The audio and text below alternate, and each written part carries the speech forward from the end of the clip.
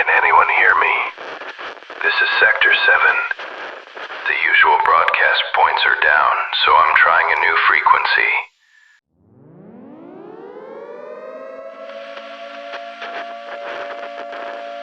In an age where the boot of tyranny presses down and the weight of psychological oppression grinds against the human spirit, the world stands at a breaking point. The signs are no longer distant warnings. They are here, unfolding in real time. Nations tremble, truth is buried beneath noise, and the last flickers of freedom strain beneath the heel that refuses to lift. These are the final hours, the moments foretold, the shadows long prophesied. And now, as the world holds its breath, the question is no longer if the end approaches, but whether anyone is still awake enough to see it. Mode of unfolding right before our eyes. People are changing rapidly. In fact, if not, it is almost like a scripted movie. I've not seen people like this before. It is, we're truly in different times. They have set up another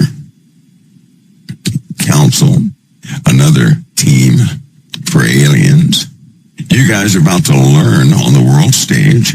For some, it's going to be upsetting. For others, this time, there will be some vindication. Yep, this time. Because they're talking about specimens. For specific specimens. For specific life forms. They're going to give you the details about these life forms, right? About what they really are. Beyond the hype.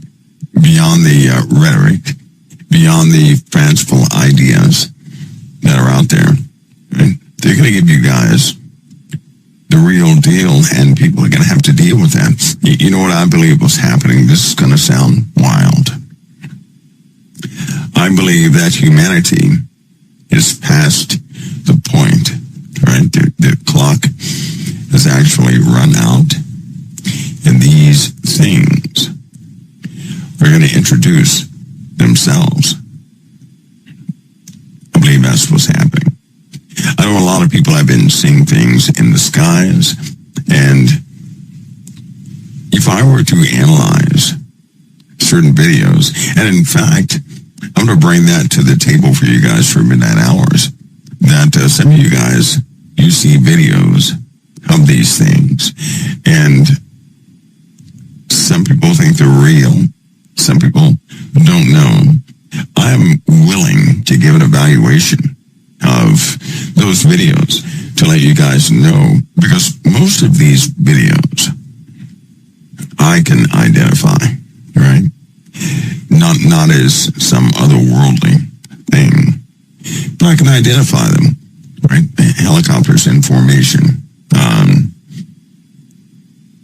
all sorts of different phenomena. Islamic Front has the greatest propaganda ever seen in the history of the world, where Americans have taken their side.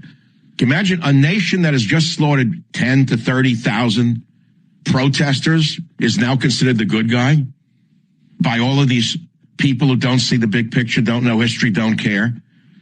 So if there is any kind of horrendous decision to go nuclear, and let's pray to God that there isn't, because the next stage could be China and Russia drawn in on Iran's side. Isn't that a fear? I've seen this for months.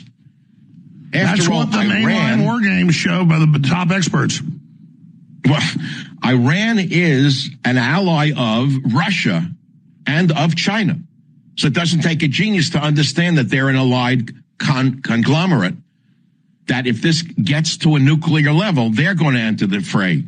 And we could be targeted here in America.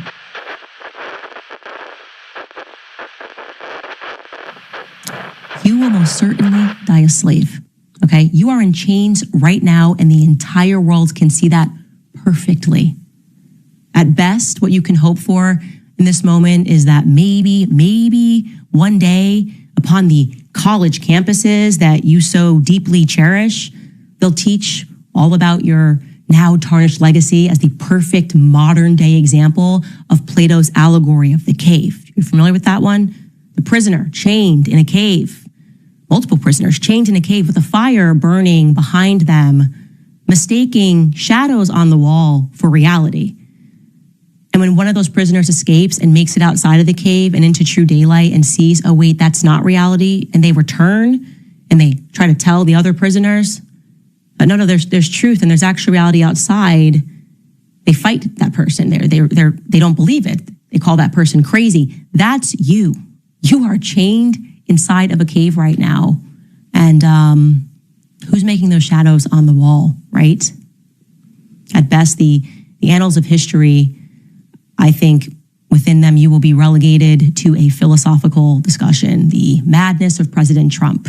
People will ask, who made Mr. Trump believe the shadows on the wall were real? The professor will chide the class, and in essays, students will cite the example of the man who was once considered a leader of a movement, suddenly reduced to sitting on the side in the Situation Room at the White House while the leader of a foreign country, Benjamin Netanyahu, stands above him, convincing him that Iran represents an imminent threat which can be crippled within weeks. Yeah, the students in that class will be mystified. It will be such a compelling examination. Good discussion. And we will weigh the teaching with sober minds and watchful hearts. As we reflect on the promises of the Lord, promises spoken from ancient days, we take our place as watchmen on the walls, not asleep, not distracted, but alert, steady, listening for the trumpet in the distance.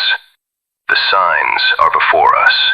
The warnings are no longer whispers, and as each prophecy unfolds like a seal breaking open, we prepare our hearts and our steps with wisdom, with discernment, and with the strength God provides. We will chart our course. We will stand firm. We will endure. And long before surrender ever crosses the mind of the world, we will already be awake, already watching, already ready.